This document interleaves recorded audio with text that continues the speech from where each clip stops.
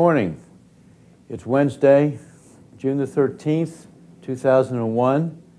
I'm Sidney Porter, and I'm representing the History Committee, and I'm pleased to be able to videotape a person that has contributed a great deal to the health physics profession and our society, the Health Physics Society. Dr. Joseph Sayeg is an old colleague and friend, and Joe, it's my distinct pleasure to have you here and to videotape you for our archives. Welcome.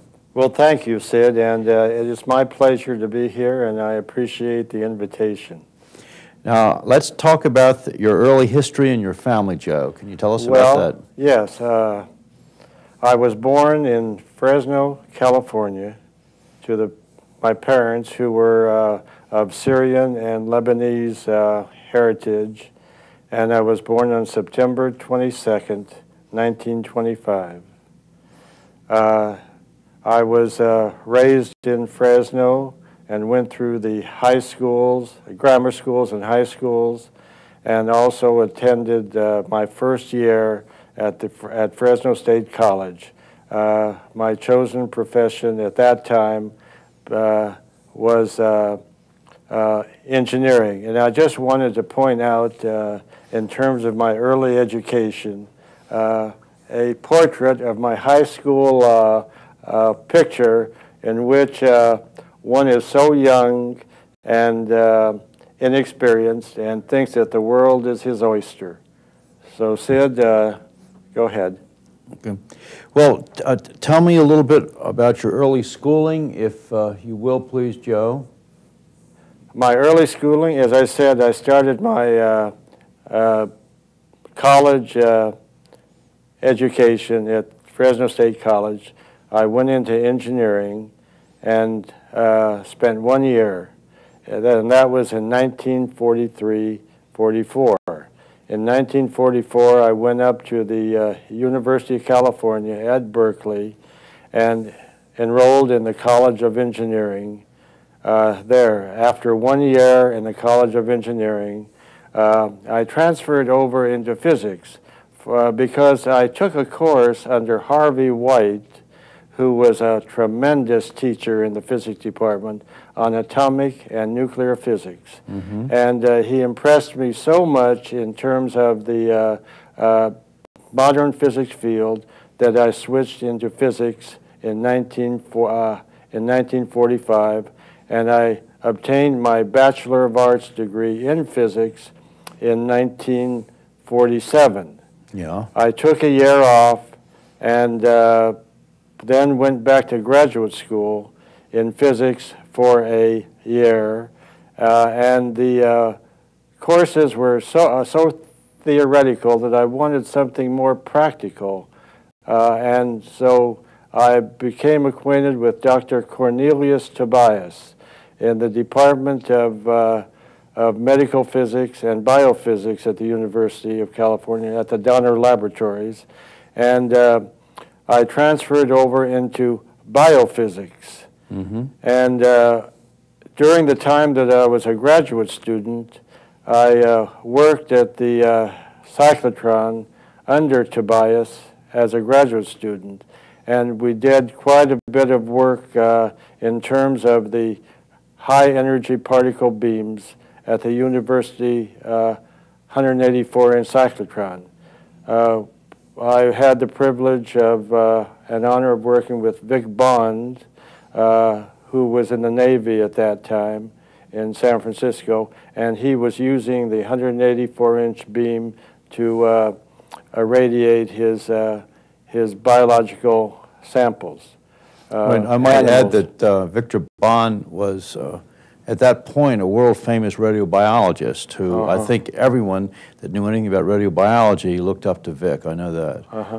And so it came the time for my thesis assignment, and I did not know exactly what I wanted to do.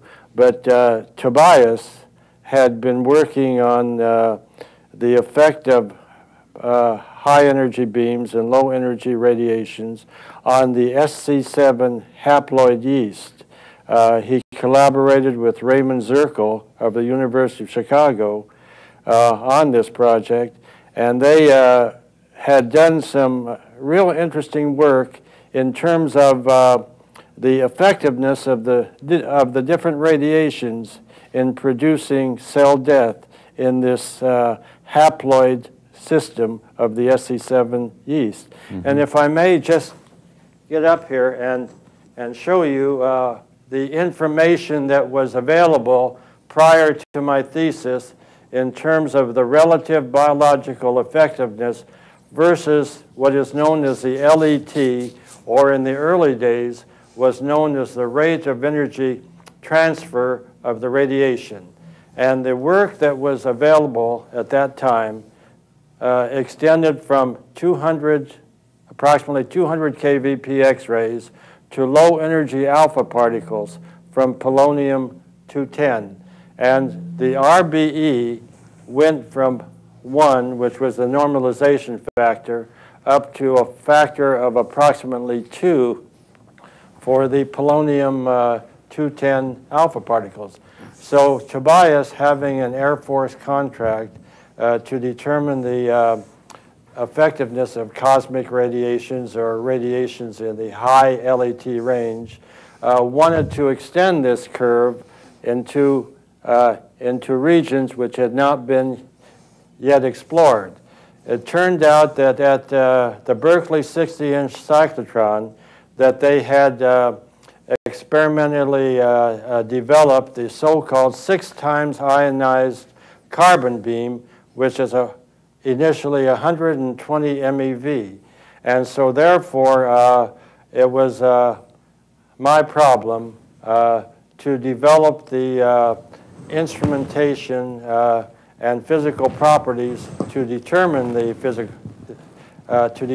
physical properties of this beam, and then to irradiate the SC7 haploid yeast into regions which had never been explored before. And they wanted to know whether the RBE went up tremendously, whether it went up and stayed constant, or whether it went through a maximum and then decreased.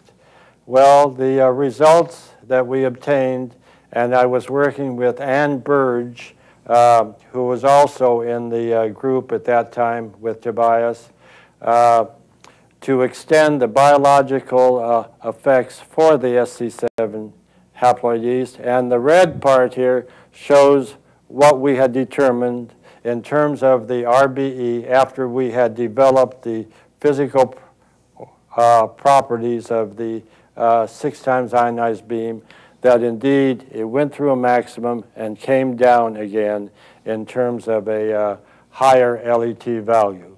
So this was actually my contribution to the biological effects theory of that time. Well, we still use that curve today. Yes. The shape of that curve today, all these years. And it has never been refuted in terms of the effects that we had, that other people had used higher energy beams, neon and so forth, to extend the LET range. Well, Joe, tell me about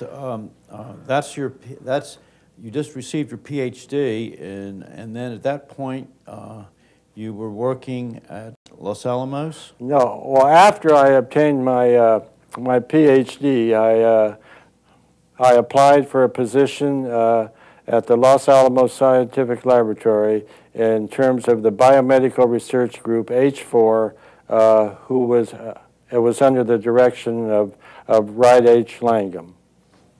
And the thing is that I'd like to show you a picture of Wright, who I consider to be one of the foremost scientists that influenced my career. Unfortunately, he experienced a fatal accident in about 1971, and it was a great loss to the society. To the profession, too, of right. Health physics, certainly, the whole profession. You know, Wright was one of the outstanding health physicists who was very available even to insignificant people like me. I would call Wright with problems, and he would be wonderful in explaining the answers and in leading me to other places where I could get more knowledge. He shared his knowledge so much, and I always admired that in these people that were in the high places that would do that. He was one of the most remarkable people that I have ever experienced knowing. And I remember one thing that he really left with me in terms of a philosophy. What's that? And that is, he realized a person can't be right all the time.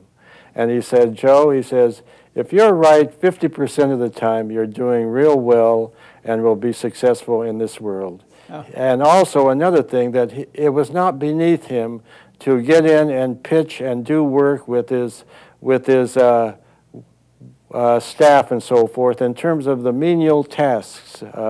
And he was always there to help you and not to criticize you, but to help you in terms of pursuing your targets and so forth.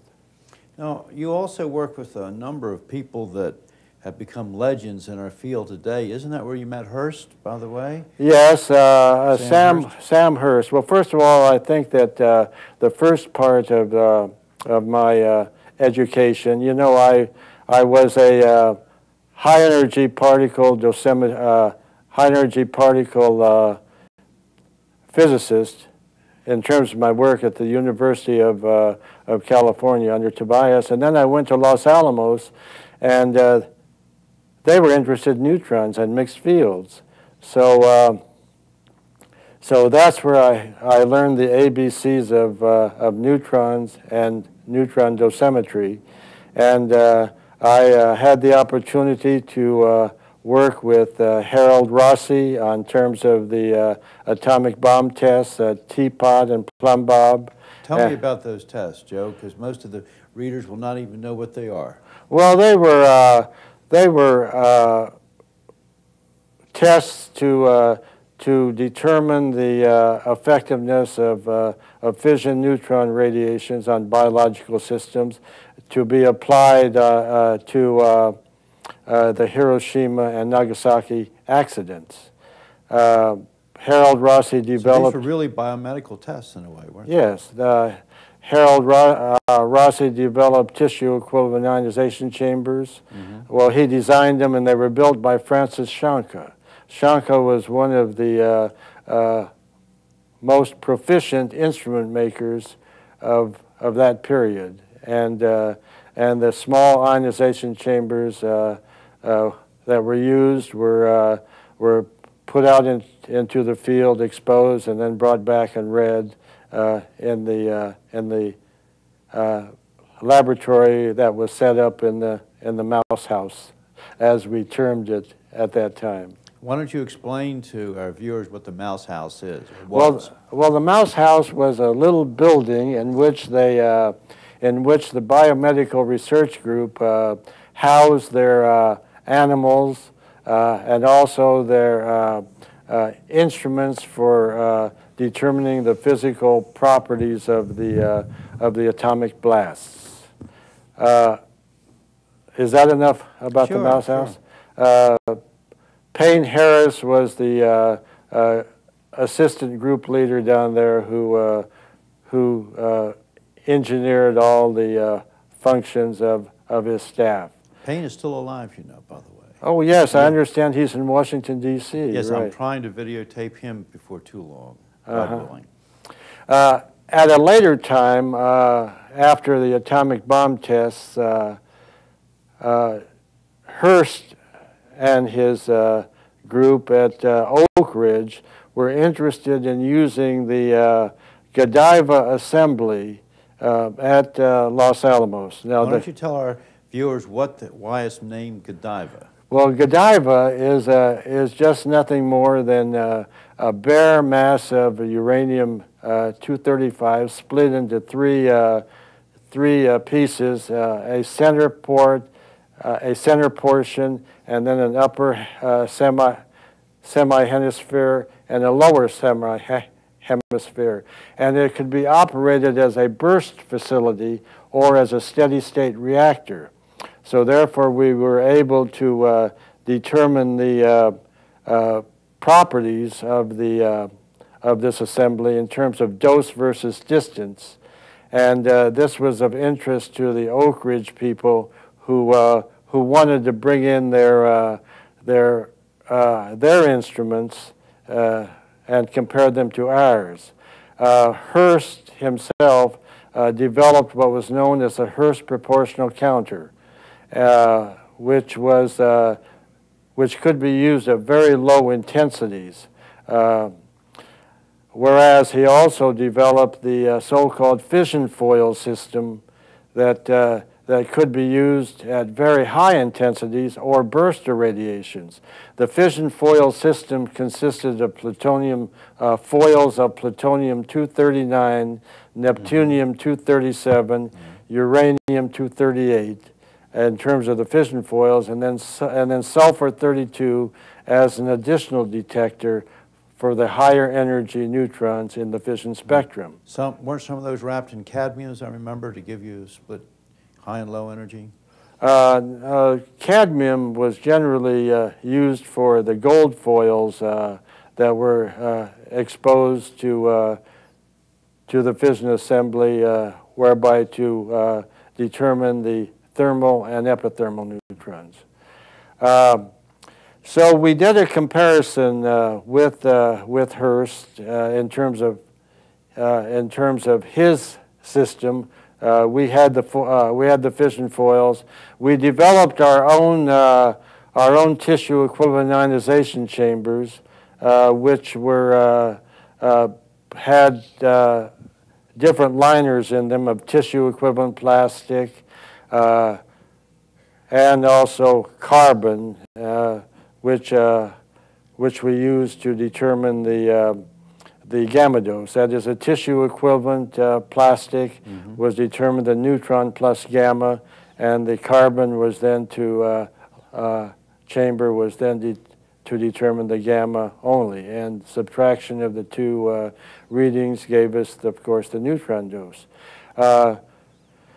So during the time that I was at Los Alamos, I did these intercomparisons, and I believe that you will find the results that we have obtained at Los Alamos in terms of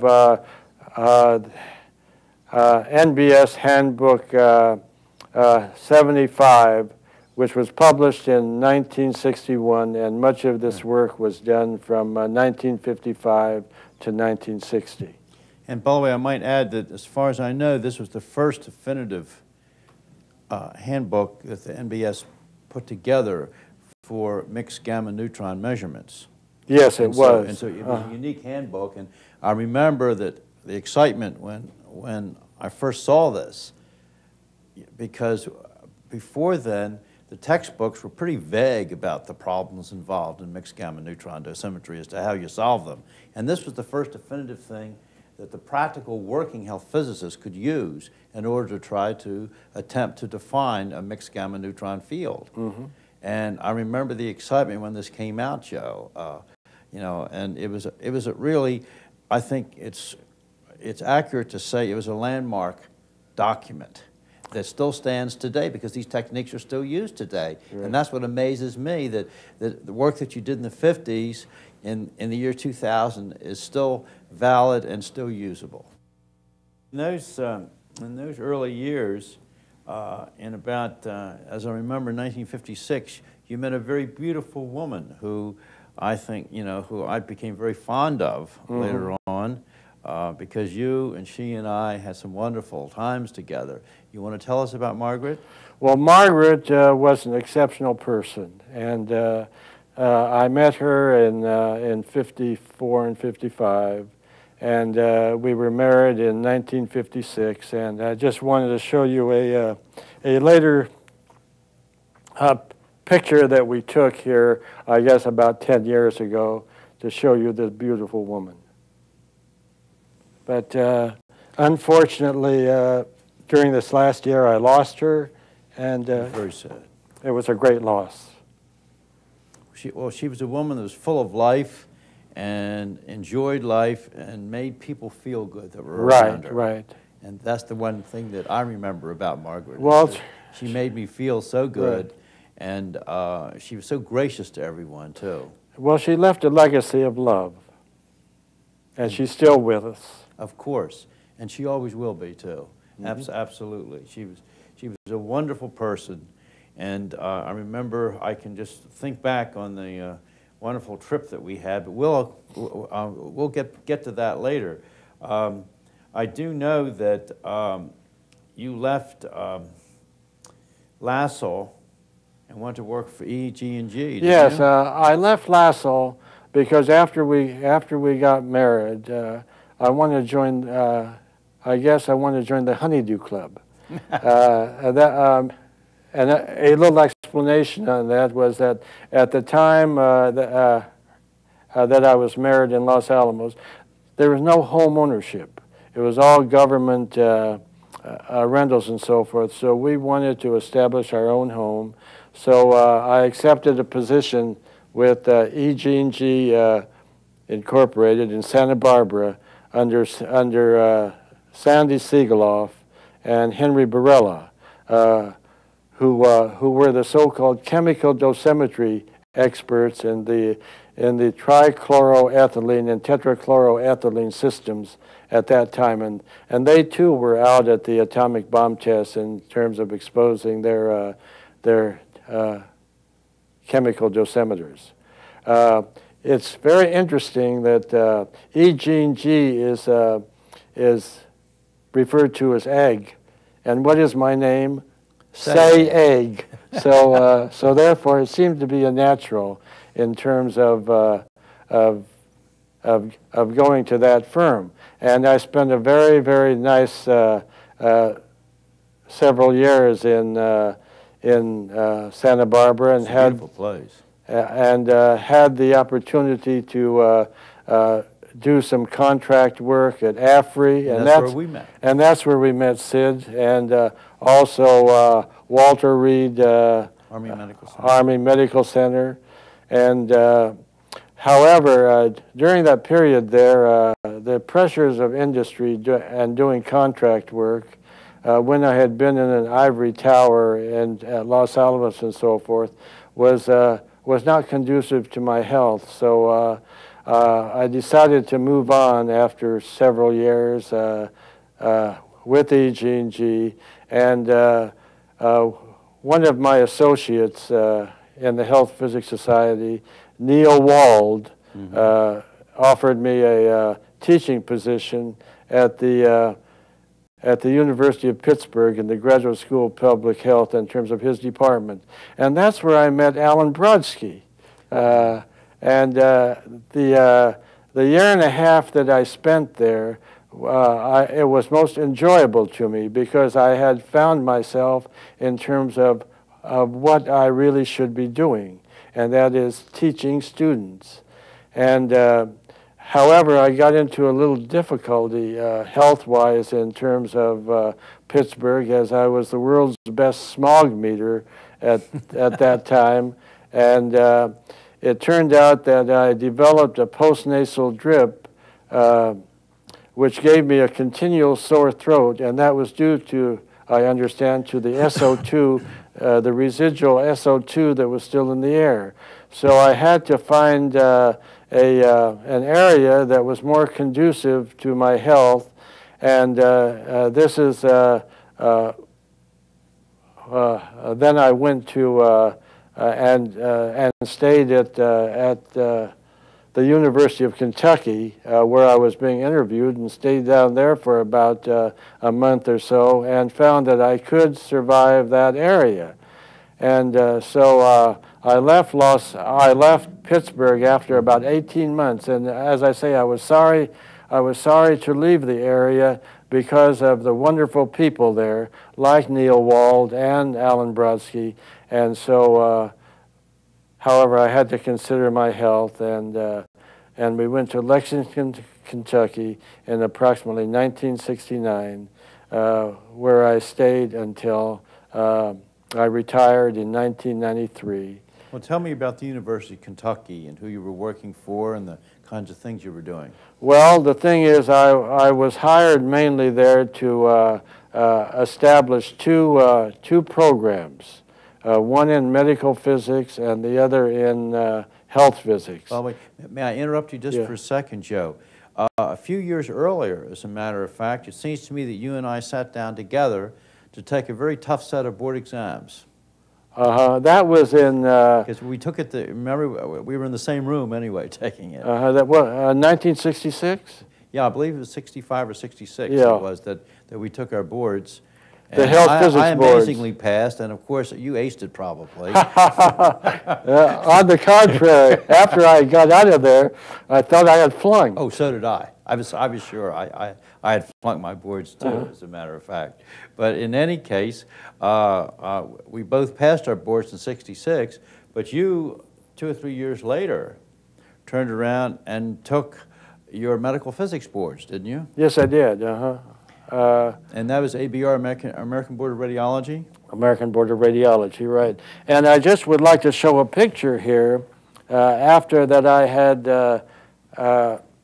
gotten to the University of Kentucky and attended one of the Bluegrass health physics meetings, and here we have Walter Snyder presenting my certificate to me.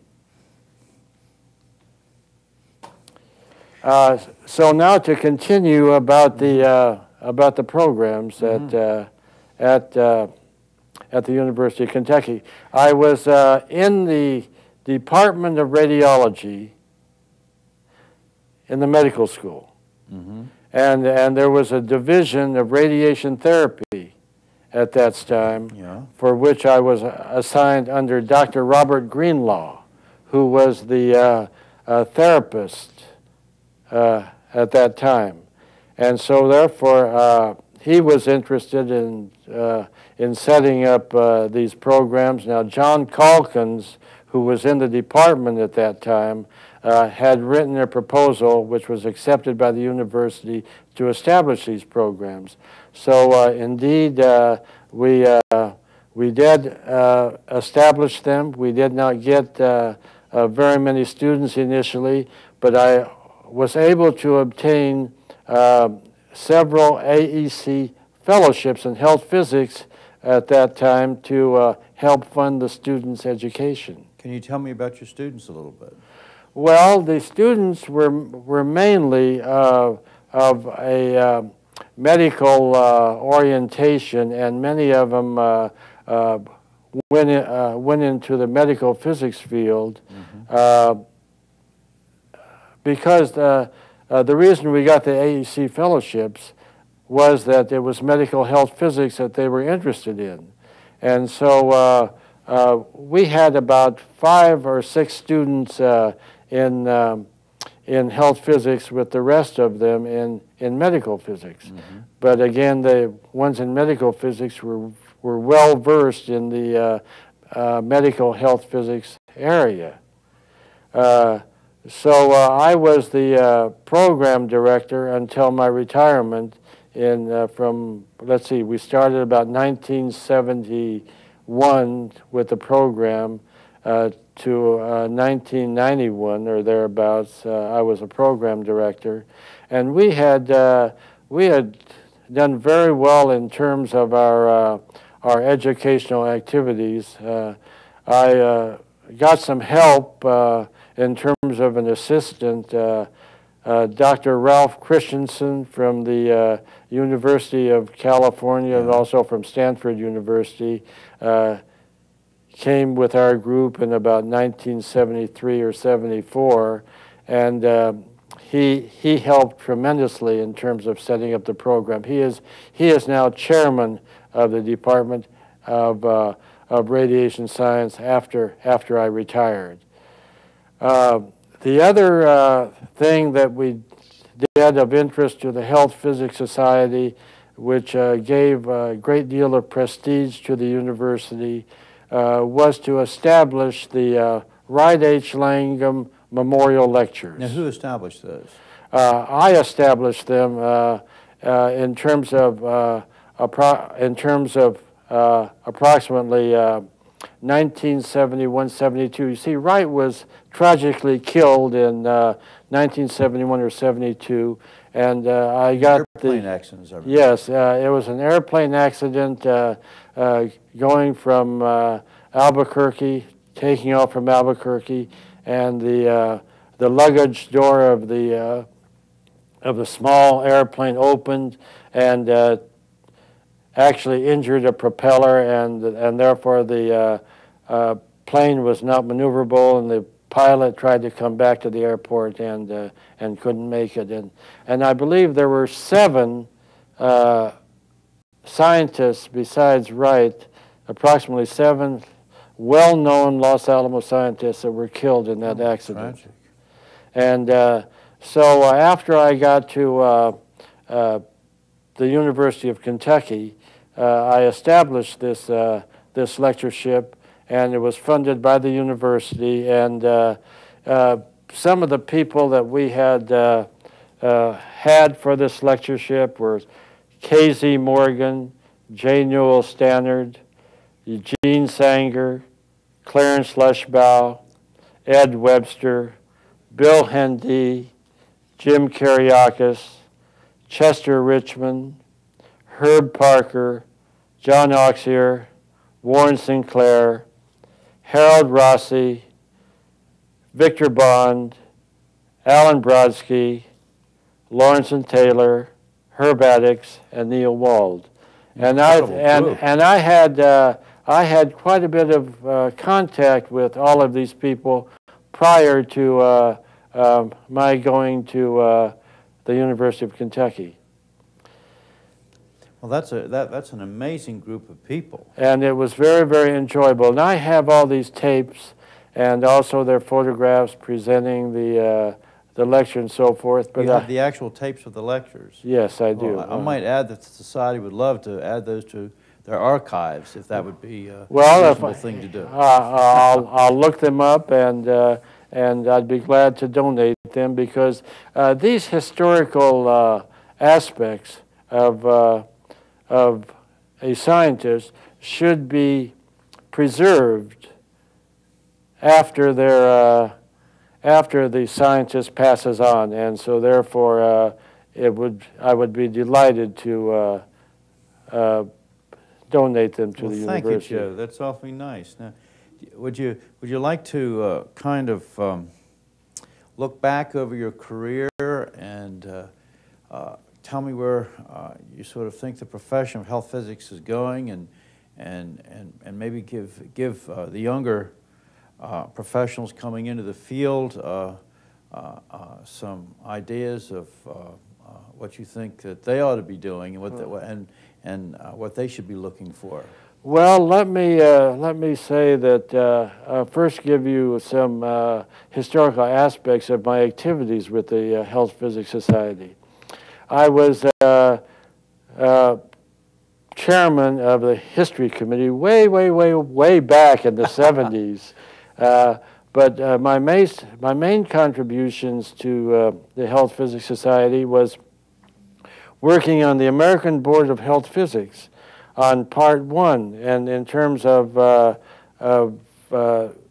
determining new questions for the Part 1 examination. I happen to know from personal experience that you were a real taskmaster, too. Well, yes.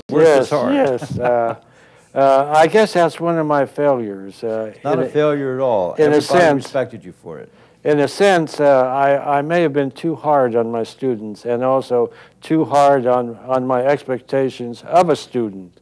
And many of my fellow colleagues said, "Oh, that question, they'll never get it. It shouldn't be included." But I thought maybe that for those that were gifted, it might be, but that was not the point of the examination. The point of the examination was to reach the majority of students, not the few. Now, you worked for many years, as I remember, on the Part 1 exam. Yes. Which was, by the way, a vast amount of work.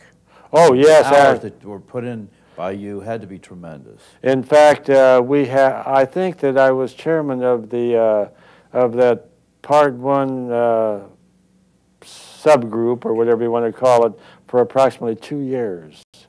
And the other activity that I had with the Health Physics Society, of course, is, let me show it here. Oh, yes. I became a cameraholic. And this is my, my addiction in terms of trying to preserve the history of the Health Physics Society. And so therefore, I have enjoyed taking the pictures of the society. I first started out in slides, of which now I have provided you with 3 binders, something like 1,800 slides. And I also provided some prints and so forth from about, slides from about 1966 to 1986, and then prints from 1986 to 1990. And so that, those have been my major activities to the Health Physics Society. And I had the pleasure of substituting for Gail McGinnis in terms of this meeting, in terms of the Good Times Night Out, for which I took a few exposures. I might add that several people came up to me and said, you know, it sure is good to see Joe Sayeg back taking pictures again. I wanted to share that with you. Well, thank you very much. Several other people did come up and thank me for taking the pictures, and I says, well, it's something that I really enjoy, and I've always enjoyed it, and I will continue to enjoy it. You know, as far as the archival heritage of the Health Physics Society, your 22 or 23 years worth of pictures there are a big part. And I just might add that we've just recently started to put these on CD, to digitize them, put them on CD. And a lot of these will be used in our 50th anniversary publication. And it's wonderful to have this heritage to be able to draw on for the society. So not only have you enriched the professional life of health physicists, but you've also very much enriched our history and our archives. So it's interesting that you were on the history committee so many years ago, yeah, and then understood how important it was to preserve that heritage, because you yeah, certainly have done that. Well, not to be competitive in terms of another society, I have done the same thing for the American Association of Physicists in Medicine. I was there a photographer for something like 1970 to, again, the same period, to about 1991. And so therefore I'm preparing an album for them in terms of the slides that I took at the early, during the early days. And it has really been enjoyable going through these slides and seeing the people that I had worked with. And I just want to say, oh, by the way, how's our time running? We're in good shape. Oh, we're in good shape. That in terms of my my professional work, I would like to say that I had worked with some of the leading people in terms of the early years, such as Cornelius Tobias, Wright Langham, Harold Rossi, and so forth. That people don't get the opportunity that I'm aware of in getting so many of these people the honor to work with these people. Well, you were, truly in the early golden age of health physics there. That's right. And you've left your mark in terms of the publications. When you were at AFRI, you did a number of landmark publications on the characterization of that pulsed reactor, which still stand today as being probably some of the best dosimetry work that's ever been done in neutron gamma measurements. And that's the thing that that impressed so many people at AFRI, was the work and the teaching that you did there. You were a natural teacher, and you held classes at AFRI. I remember that, and we all look forward to those classes. One of my high points in an 8-year career there were taking your classes, Joe. I just love that. It was so enriching for everybody. And as you remember, people would come down from the Bureau of Standards to take those classes. They were just wonderful classes. Earlier, we didn't get this handsome picture of this young man. I think we might have missed that when we were talking about, about your earlier days. So I just wanted to re-show it again. And it's amazing that this gentleman who's in his latter years is still so handsome. Well, thank you. And still thank you. And still going so well. And I'd like to close this by saying that it has been one of the most enriching things in my professional career to have known you and to have learned from you, and to be able to leave this legacy to our archives where we have a glimpse, a snapshot of your long and very productive career. So, Joe, thank you so much. Well, thank you very much, Sid, and it was a pleasure to be here, and I hope that this videotaping will serve as a contribution to the Health Physics Society. Absolutely. Okay. For those of you that have been around the Health Physics Society for a few years, I just wanted to show Joe, as he has always looked with the camera around his neck here, because, Joe, there are a lot of people that might not recognize you without that, you know. That's right.